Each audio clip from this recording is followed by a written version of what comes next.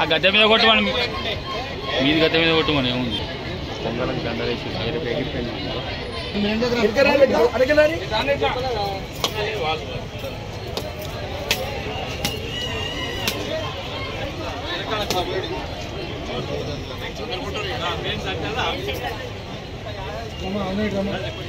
అన్నా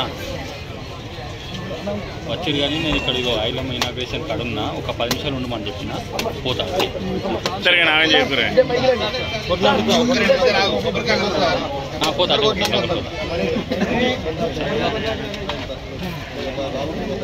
జై రాజగా జై రాజగా జై రాజగా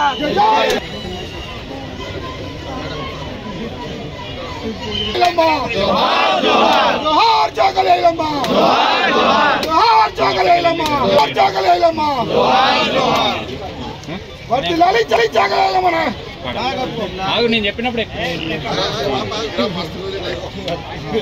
అవునే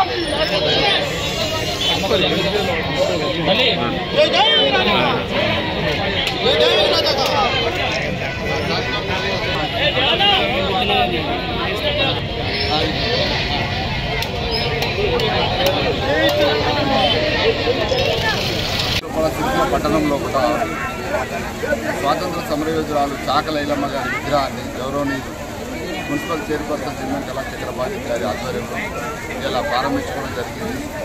భూమి కొరకు ముక్తి కొరకు ఈ ఒక దీశాలి ఒక బీసీ బిడ్డగా ఇలా ఆమె స్వాతంత్ర పోరాటం సాగించింది. వీరనారి ముత్యాల ఐలమ్మ విగ్రహావిష్కరణ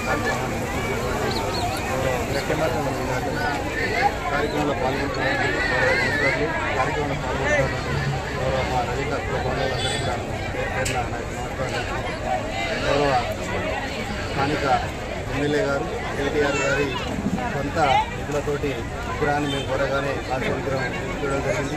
మిగతా దీనికి సంబంధించినటువంటి గౌరవ చైర్పర్సన్ గారు మున్సిపల్ నిధులతోటి మాకు విగ్రహాన్ని ఈరోజు ఆవిష్కరించి సిరిసిల్ల ప్రాంతంలో ఉన్నటువంటి ప్రజలందరినీ కూడా గౌరవించుకునే విధంగా ప్రజలందరికీ కూడా ఒక దేవతగా కొలుసుకున్నటువంటి ముత్యాల ఐలమ్మ విగ్రహావిష్కరణ గౌరవ చైర్పర్సన్ గారి చేతుల మీదుగా అదేవిధంగా కౌన్సిలర్ల చేతుల మీదుగా ఇక్కడ ఉన్నటువంటి పెద్దలందరూ కూడా ఈ కార్యక్రమంలో పాల్గొనడం మాకు చాలా సంతోషం. మేమందరం కూడా ఇవాళ చిట్యాల ఐలమ్మ పూర్తితోటి గతంలో కూడా గౌరవ కేసీఆర్ గారు కానీ గౌరవ కేటీఆర్ గారు కానీ ఇవాళ తెలంగాణ మలిదశ ఉద్యమం చిట్యాల ఐలమ్మ స్ఫూర్తితో వచ్చిందని చెప్పేసి ప్రతి మీటింగ్లో కూడా చెప్పుకోవడం జరిగింది.